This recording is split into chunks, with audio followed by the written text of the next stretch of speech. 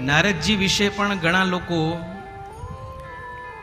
એવી જ ભ્રાંતિઓ ઊભી કરતા હોય છે સમાજમાં કે નારદજી એટલે કે ઝઘડા કરાવનારું પાત્ર. ના, નારદજી ભગવાનના પરમ ભક્ત છે, પરમ સંત છે. નારદજી વિશે જો આપણે ખોટી વાતો કરીને તો ભગવાનનો દોષ કર્યાને બરાબર છે. સાવધાન. નારદજી ભગવાનના ભક્ત છે, જેણે જગતને ભક્તિ સૂત્રો આપ્યા.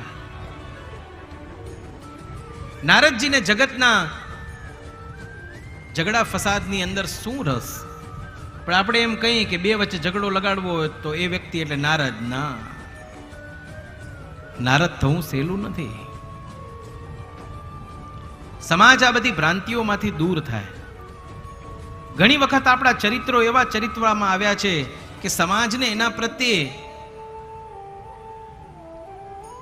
એક અલગ જ પ્રકારનો ભાવ ઉદ્ભવતો હોય છે.